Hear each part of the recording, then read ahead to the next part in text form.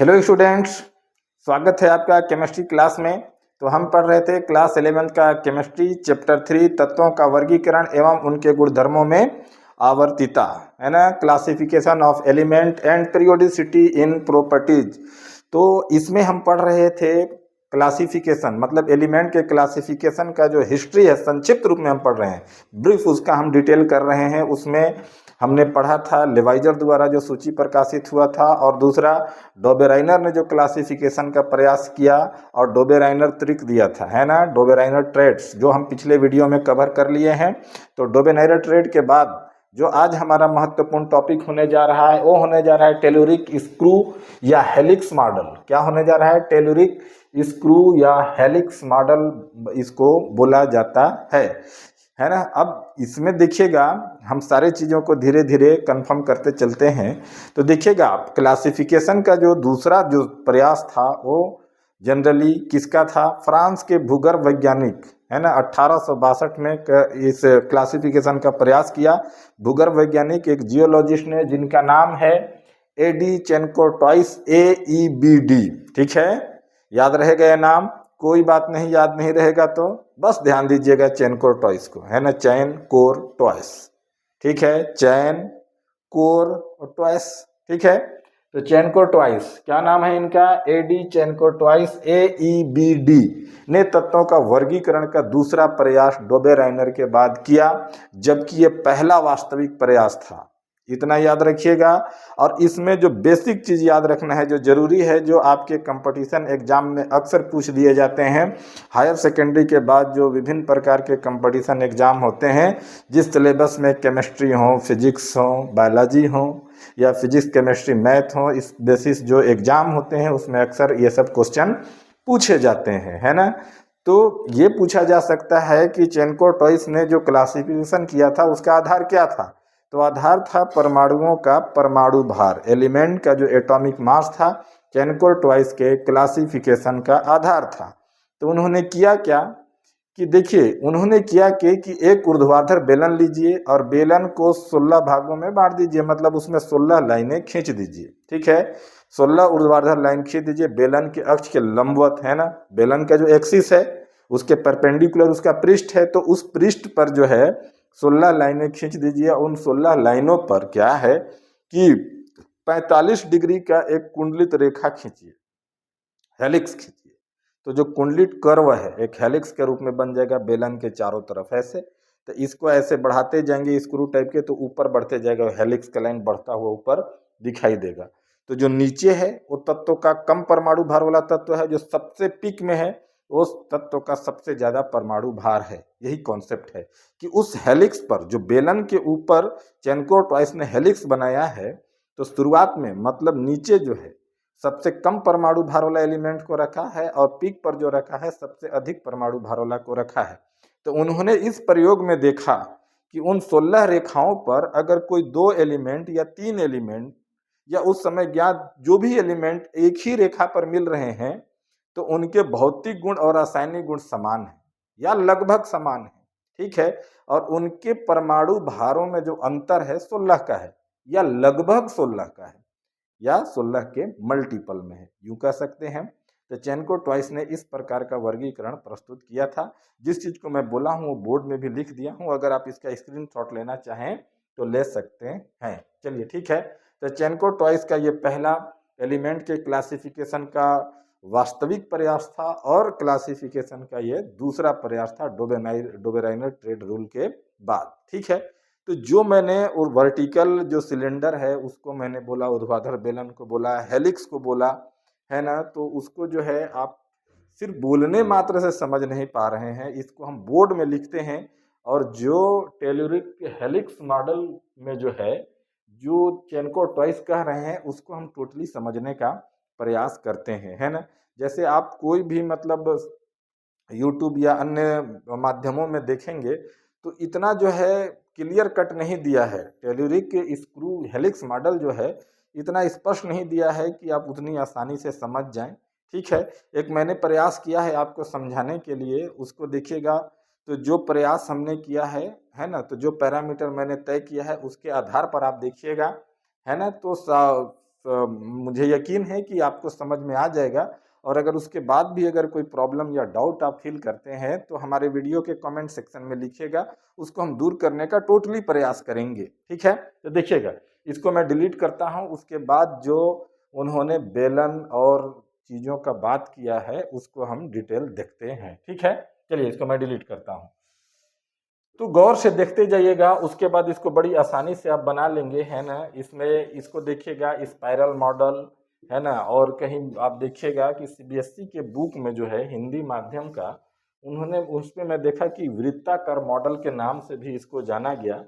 और इसमें देखिएगा जो टेल्यूरिक स्क्रू मॉडल, जो टेल्यूरिक शब्द है, इसे क्या है कि टेलुरियम जो है ना बीच में आता है ना। ये जो हेलिक्स है उसके बीच में टेलुरियम आता है, इसलिए इसको टेल्यूरिक स्क्रू हेलिक्स मॉडल के नाम से जाना जाता है। ठीक है, ध्यान दीजिएगा, हमने क्या बोला कि जो हेलिक्स पर जो एलिमेंट रखे जा रहे हैं तो उसके बीच में टेलुरियम आता है, इस वजह से इसको क्या बोला जाता है, टेल्यूरिक स्क्रू मॉडल बोला जाता है। स्क्रू मतलब ऐसे घुमाने से आशय है, अब हेलिक्स मतलब उसके चारों ओर जो कुंडली है, कॉइल टाइप का जो स्ट्रक्चर है। ठीक है, तो देखिएगा मैंने जो प्रयास किया है इसको बताने के लिए, इसको आप गौर से देखिएगा, है ना। तो इसमें देखिए मैं कुछ एलिमेंट्स को लेता हूं जो आपको जानना जरूरी है। पहला मैं लेता हूं, देखिए आज जो आप पीरियोडिक टेबल में पढ़ रहे हैं उतना तत्व तो उस समय नहीं थे, है ना। एडी चेनको ट्वाइस AEBD थे, उस समय उतने तत्व नहीं थे।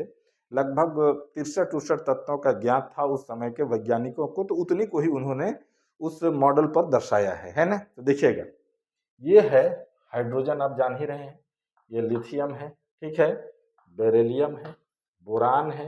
ये उस समय के ज्ञात तत्वों का बात कर रहा हूँ। हाइड्रोजन के बाद अब हीलियम ना सोचे, है ना।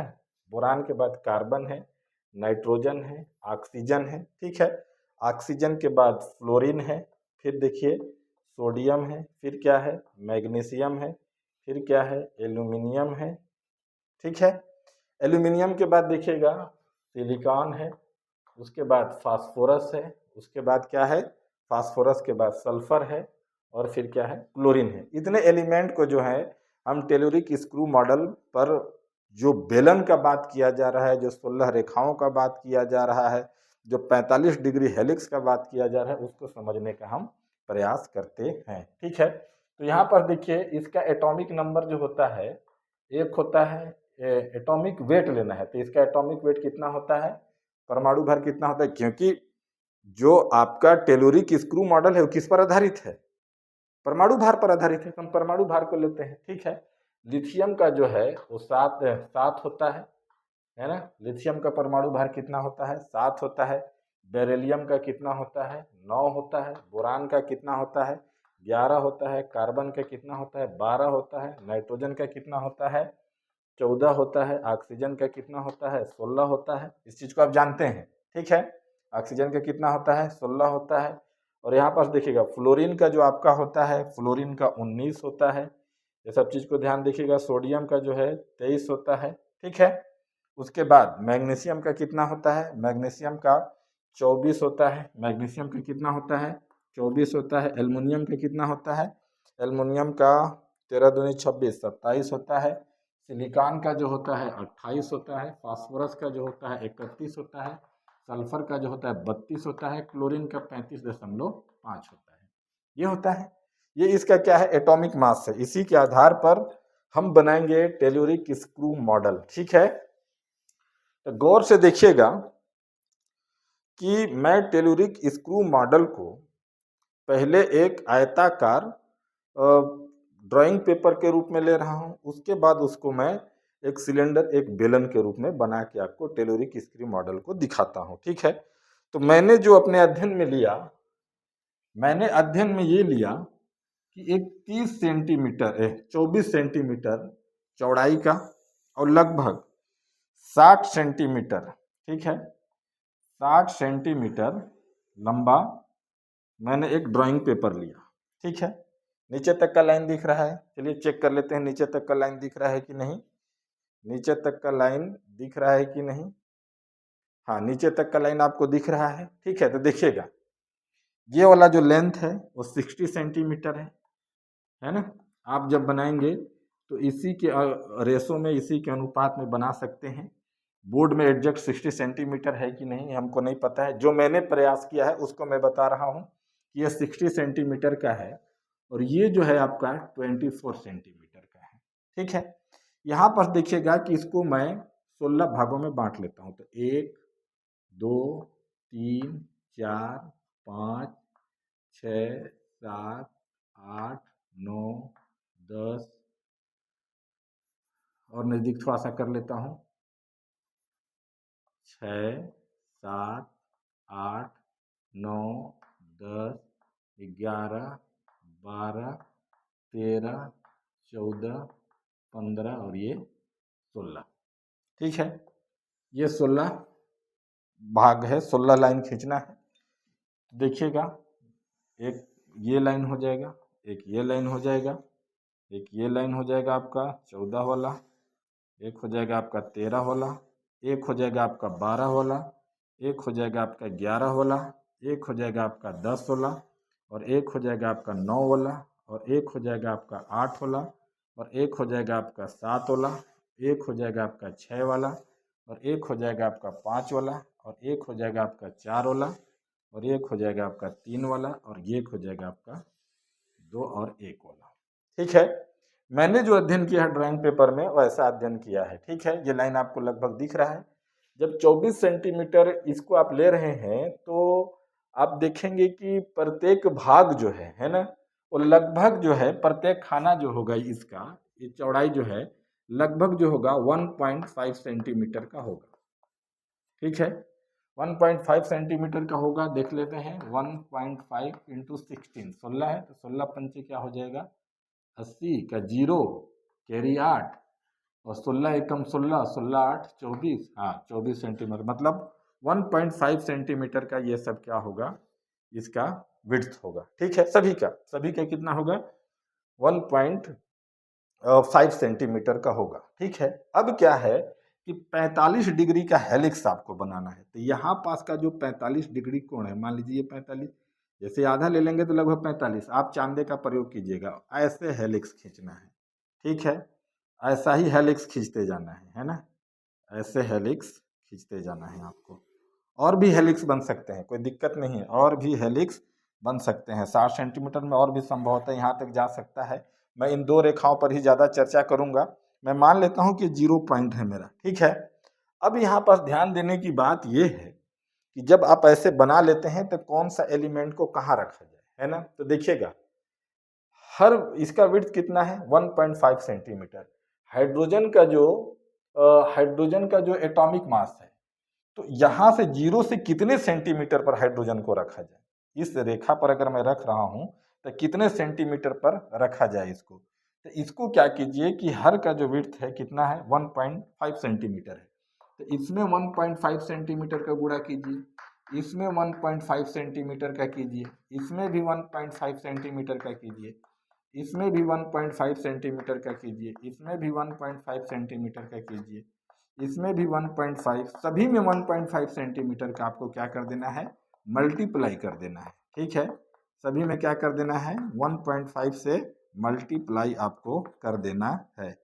जब 1.5 से मल्टीप्लाई सभी का कर देंगे तो देखिएगा अच्छे अच्छे नंबर आएंगे, 1.5, 1.5 और क्या हो जाएगा 1.5। ठीक है, जब सभी का मल्टीप्लाई आप कर देते हैं तो देखिएगा ये कितना आ जाएगा, हाइड्रोजन के जब 1.5 से करेंगे तो उतना ही आएगा, 1.5 ही आएगा। ये बात क्लियर हुआ। ठीक है, गौर से देखिएगा, यहाँ पास आपको दिख रहा है ना। और जब 7 का 1.5 से जब करेंगे तो कितना आ जा रहा है 10.5 आएगा, इस चीज को भी जान रहे हैं। और जब बेरिलियम का 15 से गुणा करेंगे तो 15 नवा कितना हो जाता है 135, तो ये कितना हो जाएगा 13.5 हो जाएगा। इसका जब गुणा करेंगे तो क्या हो जाएगा 15 एकम 15 के 5 कैरी 1, 15 1 क्या हो जाएगा 16 हो जाएगा। तो ये क्या हो जाएगा आपका 16.5 हो जाएगा। आप इसका मल्टीप्लाई कर सकते हैं बड़ी आसानी से, 15 दूना 30 है ना, 30 का क्या हो जाएगा 0 है ना, और कैरी कितना हो जाएगा 3 हो जाएगा, 15 एकम 15 3 कितना हो जाएगा आपका, ये लगभग 18 हो जाएगा। ठीक है, एक के बाद डिजिट लग जाएगा, तो ये 18 हो गया। 15 चौको 60 का जीरो आप कर देंगे, और 15 एकम 15, और 15 और 6 कितना हो जाएगा 21, तो ये 21 आ जाएगा। यहाँ भी वही हो जाएगा, 15 छक्का कितना हो जाएगा 90, 90 का जीरो और कैरी कितना आया 9, और 15 एकम 15, तब 15 और 9 कितना हो जाएगा आपका, लगभग आपका हो जाएगा 24। ये हो गया आपका 24। सब में 15 15 का टेबल पढ़ेंगे तो सारा पॉइंट आ जाएगा, तो ये 24 सेंटीमीटर आ जाएगा, है ना। इसका कर देंगे मल्टीप्लिकेशन, तो 15 नवा वैसा ही कर देंगे, किससे, फ्लोरीन का, तो ये हो जा रहा है 28.5 हो जा रहा है। इसका करेंगे तो कितना आ जा रहा है, 23 का 1.5 से अगर हम गुणा करते हैं तो हमारा कॉन्सेप्ट वही है, 15 तिया 45 होला, तो फिर 15 दूनी 60 होला, तो ये आ जाता है आपका 23 का 1.5 से गुणा करते हैं तो ये आ जाता है 34.5, और इसका गुणा करेंगे तो कितना आ जाएगा, 15 चौको 60 का जीरो, यही आएगा ना, कैरी 6 और 15 दूना 30, 30 और 6 कितना हो जाएगा 36, ये आ गया 36। इसको मल्टीप्लाई करेंगे 27 का 1.5 से, तो 1.5 से अगर 27 का गुणा करते हैं तो 40, और क्या आ जाएगा 40.5 आ जाएगा। क्लियर हुआ बात।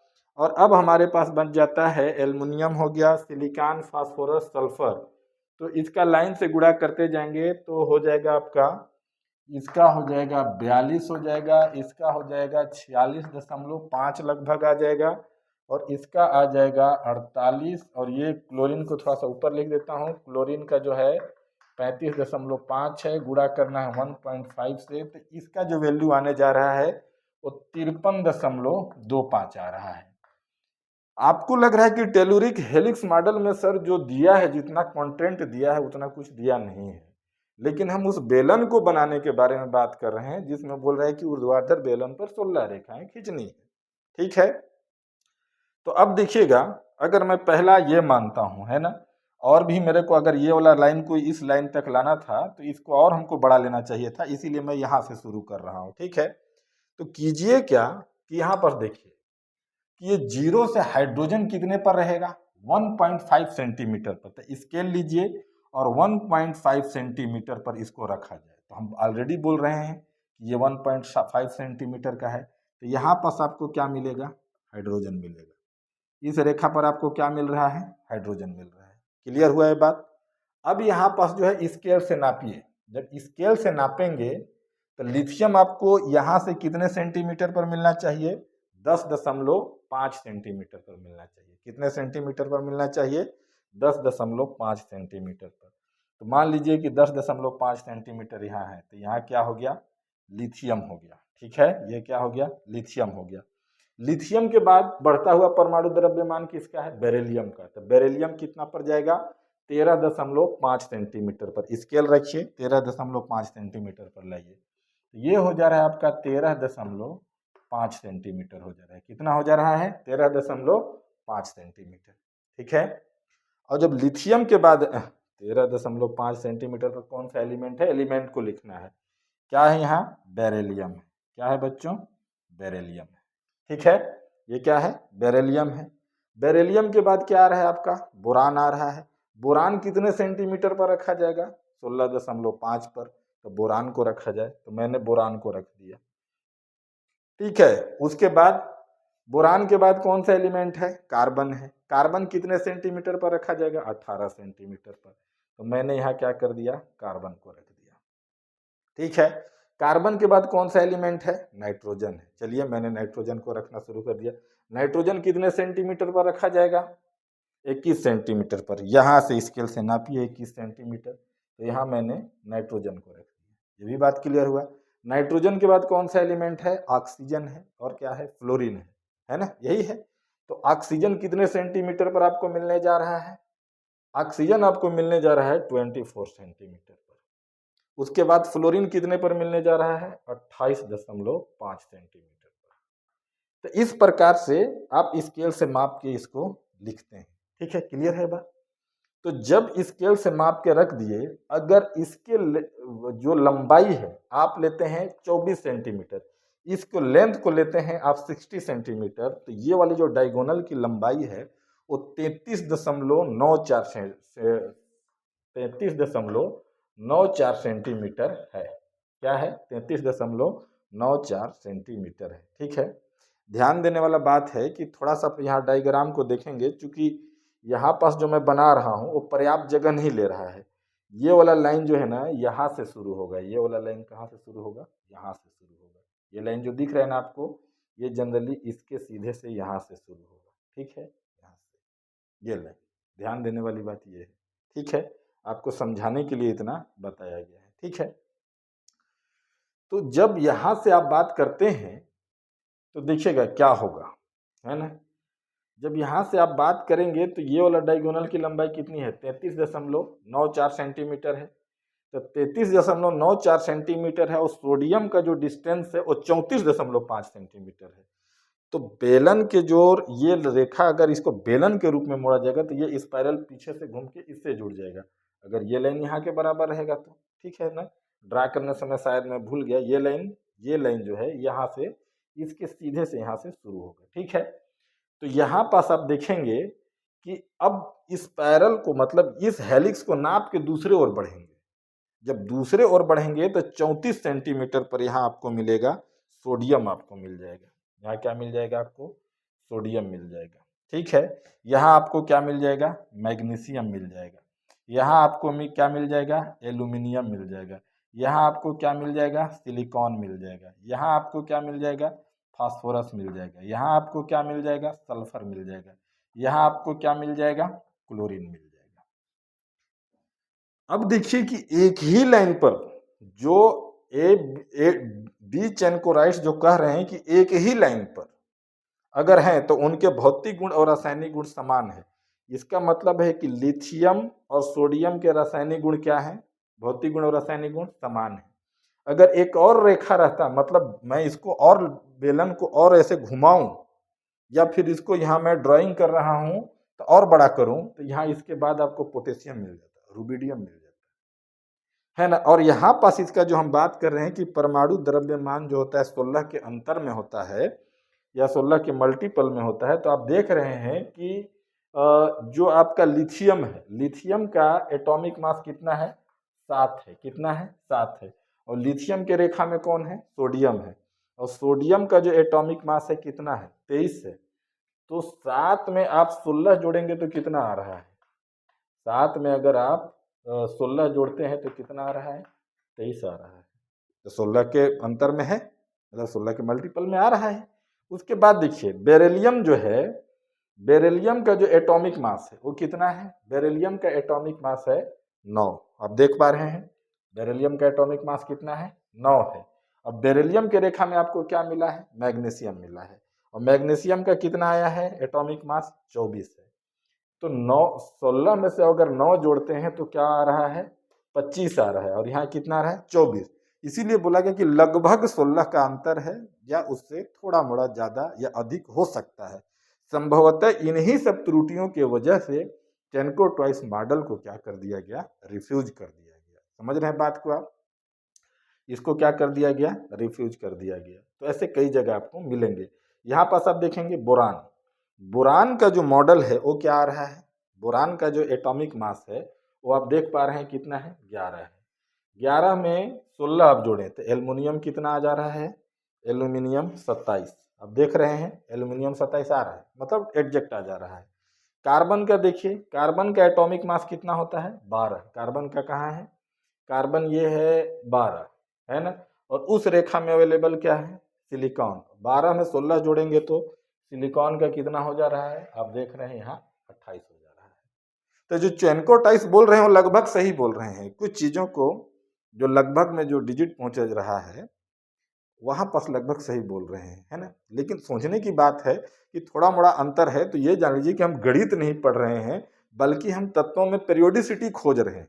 क्या खोज रहे हैं? तो पेरियोडिसिटी खोज रहे हैं। अगर 16 के अंतर में थोड़ा मोड़ा आगे पीछे हो रहा है, इसका मतलब है कि कुछ गुणों में भिन्नता है, ये भी हम समझ सकते हैं। ये चेनको ट्वाइस का यही टेलुरिक स्क्रू मॉडल था। अगर इसको मैं एक बेलन के रूप में मोड़ूं तो बेलन कुछ आपको ऐसा दिखाई देगा। बेलन आपको ये कुछ ऐसा दिखाई देगा। ठीक है, ये बेलन आपको ऐसा दिखाई देगा। दिख रहा है? और बड़ा कर दूंगा, थोड़ा थोड़ा सा और बड़ा कर देता हूँ। तो थोड़ा सा इस बेलन को और बड़ा कर देता हूँ मैं। इस पेपर को मैंने बेलन के रूप में मोड़ दिया है। ध्यान दीजिएगा, जगह के कमी की वजह से ये लाइन को मैं यहाँ खींचा हूँ। ये लाइन जनरली ये पॉइंट जो है इसके सीध में यहाँ से शुरू होगा और ये जो है दूसरे जगह से शुरू होगा। ठीक है, ये दूसरे जगह से और नीचे से होगा। ठीक है, इस बात को ध्यान दीजिएगा। ठीक है, तो यहाँ पर देखिए मैंने ये बेलन बना लिया है ना। 16 रेखाएं खींची गई है, 2 आपको सामने दिख रहा है। ठीक है, 1 और 2 हो गया ना। ठीक है,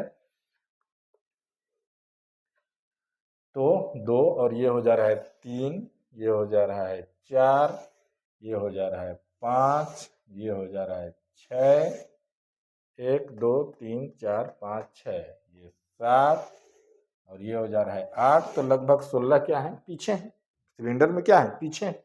अगर यहाँ पास इसी को थोड़ा सा एकदम इमेजिन कीजिएगा भाई, ये वाला पॉइंट जो है ना यहाँ से शुरू हो रहा है एकदम इसके सीधे से, है ना। जगह के अभाव में ऐसा दिए हैं। ठीक है, जगह के अभाव में लाइन को यहाँ रख दिए हैं। तो देखिएगा इस लाइन को खींच रहा हूं मैं बेलन के जैसे। पेपर को जब ऐसे, ये पेपर है, अब ये पेपर सामने है, इसको ऐसे मोड़ दे रहा हूं तो ये वाला जो हेलिक्स, जो ये वाला जो स्ट्रेट लाइन 45 डिग्री पर बना था 45 डिग्री पर, वो भी स्पाइरल हो जाएगा, हेलिक्स के रूप में ले लेगा। तो ये हो जाएगा आपका ऐसे, और यहीं से दूसरा वाला रेखा आपको अब ये वाला मुड़ेगा तो ये अंदर घुस जाएगा, आधा भाग क्या हो जाएगा अंदर घुस जाएगा।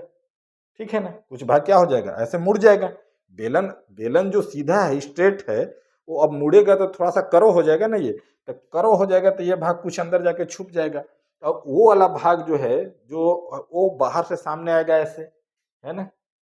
अगर मैं कहूँगा, अगर ये जनरली ऐसे दिखाई देगा ऐसे, और अगर मैं कहूँगा तो ये ऐसे दिखाई देगा, ऐसे ऐसे करके ऐसे। कैसे दिखाएं इसको, इसको थोड़ा सा कर्व करेंगे तब इसमें बढ़िया से समझ में आएगा, है ना। कर्व करके देखते हैं, है ना, कर्व करके देखते हैं। गौर से देखिएगा, गौर से देखिएगा। ऐसे मैं दिखा देता हूँ, ऐसे, और जो अंदर वाला पार्ट है ऐसे ऐसे। ठीक है, तो यहाँ पास जो आपको मिल रहा है जो एलिमेंट, यहाँ मान लीजिए हाइड्रोजन है, यहाँ पास लिथियम है, तो यहाँ पास आपको सोडियम मिल जाएगा उसी के अनुसार। अगर यहाँ पास बेरिलियम है तो यहाँ पास आपको क्या मिल जा रहा है, मैग्नीशियम मिल जा रहा है। अगर यहाँ पास मान लीजिए बोरान है तो यहाँ पास एल्युमिनियम मिल जा रहा है। अगर यहाँ पास मान लीजिए कि बोरान के बाद मान लीजिए कि नाइट्रोजन है तो यहाँ पास आपको फास्फोरस मिल सकता है, यहाँ पास आपको आर्सेनिक मिल सकता है। समझ रहे हैं, तो ये था क्या टेल्यूरिक्स हेलिक्स मॉडल, किसके द्वारा दिया गया हुआ, डी चेनको ट्वाइस ए ई बी डी द्वारा, द्वारा, जो 16 के मल्टीपल में है या फिर 16 के लगभग अंतर के बराबर हैं। जो ग्राफ का बार बार बात कर रहा था कि जो घर में मैंने बनाया था उसको मैं आपको दिखा रहा हूं तो शायद आपके लिए और क्लियर हो जाएगा। एक गौर से देखिए, यहाँ पास इसको मैंने बनाया है, ये जो पूरा है ये आपका 24 सेंटीमीटर का है और ये जो है आपका ये 60 सेंटीमीटर का है। तो यहाँ पर देखिएगा कि मैंने जो कहा था कि जैसे ये डायगोनल यहाँ से ऐसे बना तो दूसरा डायगोनल जो बनेगा जस्ट इसके सीधे से, इसमें जो है जगह कम होने की वजह से ऐसे बनाया गया है ताकि आप समझ सके। और जब इसी को जब मैं बेलन के रूप में, यहाँ पास आप देख रहे हैं lithium, beryllium, boron, carbon, nitrogen, oxygen, fluorine, sodium, magnesium, aluminium, silicon, phosphorus, sulphur और ये क्लोरीन है। जब मैं इसको बेलन का रूप देता हूँ, सिलेंडर का रूप देता हूँ, तो सिलेंडर का रूप दूंगा तो कुछ ऐसा दूंगा, मैं ऐसा ही दूंगा ना। तो यहाँ पास देखिए ये लाइनें जो हैं यहाँ पास मिल जाएंगी। तो ये जो लाइनें थी स्पाइरल हो गई ना स्पाइरल। तो अब इसको ऐसे घुमाते जाइए, ऐसे घुमाते जाइए तो ये वाला जो स्पाइरल लाइन है ऊपर बढ़ती जाएंगी। ऊपर बढ़ता हुआ इस चीज को इंडिकेट कर रहा है कि नियमित रूप से परमाणुओं का द्रव्यमान बढ़ते जा रहा है। ये कौन बता रहा है, चैनको टाइस बता रहे हैं। अब इस पर देखेंगे तो लिथियम दिख रहा है, लिथियम के सीधी रेखा में आपको क्या मिल रहा है, सोडियम मिल रहा है। सोडियम फिर बेरिलियम के रेखा में क्या मिल रहा है, मैग्नीशियम मिल रहा है। बोरान के रेखा में आपको क्या मिल रहा है, एल्यूमिनियम। कार्बन के रेखा में क्या मिल रहा है, सिलिकॉन। नाइट्रोजन में क्या मिल रहा है, फास्फोरस, ऑक्सीजन में क्या मिल रहा है, सल्फर, और फ्लोरीन में क्या मिल रहा है, क्लोरीन मिल रहा है। तो इस प्रकार से ये टेलोरिक्स मॉडल है किसका, यहाँ पर से आप देख रहे हैं कि ये वाला जो है, ये वाला दिख रहा है ना, हेलिक्स, ऐसे दो रेखा वहाँ वहाँ से आप देख लगेगा ये दोनों जो 45 डिग्री पर जो हेलिक्स बनाए गए थे, एक ही लाइन है जो इधर से निकलता है ऐसे करके यहाँ घूम जा रहा है। तो मैं समझ रहा हूँ कि आप इसको भली भांति समझ चुके हैं। अगर इसके बाद भी अगर मतलब यूं मान लीजिए कि अगर कोई प्रॉब्लम आपको चेनकोट टॉइस मॉडल में हो रही है तो निसंदेह वीडियो सेक्शन में जो वीडियो के जो कमेंट सेक्शन है उसमें लिखा कीजिए, जरूरत पड़ेगा तो एक और वीडियो इसी सब्जेक्ट पर हम बनाएंगे। हमारा टारगेट है बच्चों को समझना, ठीक है। तो इस डायग्राम में जरूर ध्यान दीजिएगा कि ये डायगोनल यहाँ से शुरू हो रहा है तो दूसरा यहाँ से होगा ये वाला लाइन, ठीक है, जो मैंने इस डायग्राम में दिखाया है, ठीक है। Thank you very much. मैं समझता हूँ अगर ये चेनकोट टॉइस मॉडल को समझने के लिए, और ध्यान दीजिएगा इसका जो स्पाइरल है इसी के बीच में टेलुरियम आता है, इसीलिए इसको टेलुरिक्स हेलिक्स मॉडल बोला जाता है। तो मैं समझता हूँ कि आप समझ चुके हैं। अगर ये वीडियो आपके लिए उपयोगी है तो अंसारी एजुकेशन चैनल को लाइक्स कीजिए, सब्सक्राइब कीजिए, वो अपना राय जरूर दीजिए। स्पीच के दौरान कोई सेंटेंस या वर्ड ऐसा बोला गया हो जो सही अर्थ न निकाल पाता हो किसी भी सिद्धांत को, तो जरूर उस प्रॉब्लम को लिखा कीजिए ताकि हमारे चैनल के तरफ से उस त्रुटि को सुधार किया जा सके। वीडियो को देखने वाले समस्त बच्चे और मेरे जैसे अन्य शिक्षक साथी भी हों, अगर कहीं उनको लगे कि मैंने कुछ गलत उसमें बोला है स्पीच के दौरान या पढ़ाने के दौरान, तो अपना वक्तव्य जरूर हमारे कमेंट सेक्शन में लिखिए। आपका राय हमारे लिए अत्यंत महत्वपूर्ण है। अंसारी एजुकेशन चैनल को लाइक कीजिए, सब्सक्राइब कीजिए। Thank you very much.